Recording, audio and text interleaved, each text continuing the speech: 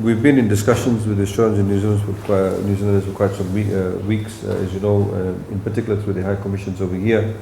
And subsequently, we had a conversation with the Australian Foreign Minister last week, and today I had a discussion with the New Zealand Trade Minister and the Minister responsible in that area regarding relations with the overseas countries. And we talked about the bubble and what are some of the requirements and indeed the time period within which New Zealand is looking at opening up their borders. Their first priority is obviously Australia.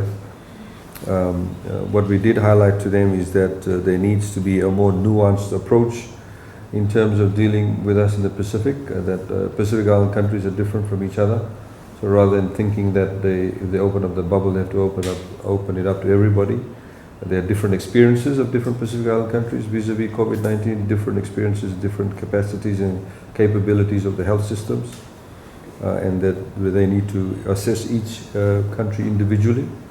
That's what we try to highlight, because as you know that in Fiji's case we have been fairly good in terms of the way that we've handled the cases relating to COVID-19, the rate of recovery, and the fact that we were one of the few first countries that closed the borders, for example, in respect to the high-risk countries, in respect of the cruise liners, and the fact that we have these very successful fever clinics that has gone around the country. I mean, the last count we had over 700,000 people, or 700,000 Fijians actually, who had been tested through the fever clinic process.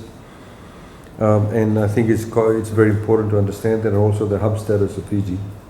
So we obviously these things don't get resolved overnight, or decisions aren't made overnight. There are various risks to be considered. In Australia's case, as you would probably already know, that they have different states with different impositions or quarantine requirements that placed even amongst Australia itself within the different states. So I think there's something that they need to resolve in Australia and New Zealand. And we've obviously put our hand up. We want to look at how we can, place ourselves in a more prime position regarding, for example, legal frameworks. The example that we did give, if, for example, if there is a protocol that's developed that if a New Zealander should travel to Fiji, then they should be, perhaps, as an example, there could be compulsory temperature testing before they get on the plane. When they get off here, there could be another test there. So what happens, for example, if a person, does not have a temperature, but when lands in Fiji, they do have a temperature? What happens to airline tickets? What happens to insurance? Where do they get capped? What are the expenses? The impact on, numerous things. So all of that needs to be worked out. There needs to be a very, detailed analysis of that, and also, travel insurance. And there's a number of matters that need to be addressed. And if a person is quarantined, what about the expenses? Those types of issues need to be worked out. But obviously, we are quite keen, as stated earlier on, to be part of the travel bubble. Also, as you would know, that we had discussions again with the Singaporean Foreign Minister a few weeks ago. I had a discussion with him regarding the fact that they made available the source code for contact tracing app. The Singaporeans are using it. We understand the Australians have a variation of that. And we thank the Singaporeans because they've made the source code available for free.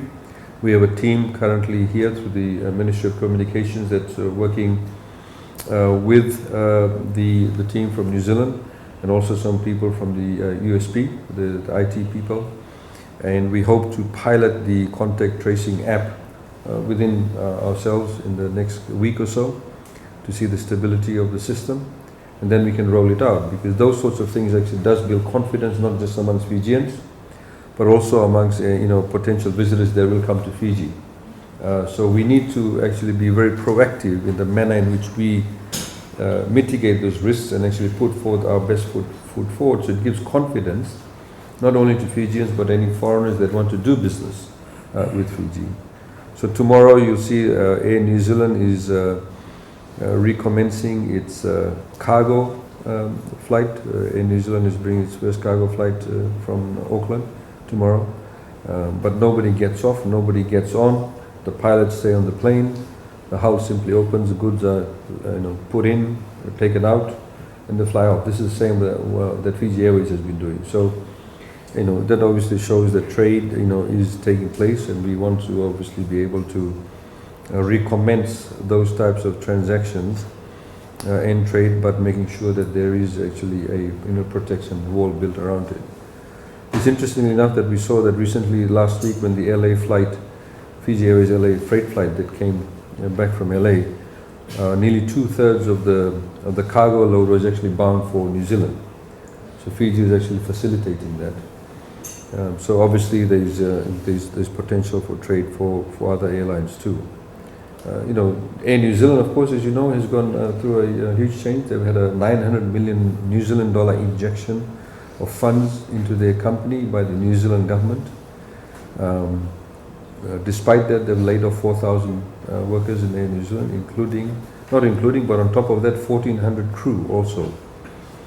So they're going through their own, changes, and I assume that they are now a bit more stable. This is why they're starting their cargo flights, and obviously there's a demand for it. So there's quite a lot of work that needs to be done, and we are slowly but surely working behind the scenes to ensure that we are in place. We have the right positioning, so to speak, legally and also technically. We've also had discussions with the Minister for Health and his PS that they need to also talk on the medical level with their counterparts to build that confidence to ensure that we can get into the bubble as soon as possible.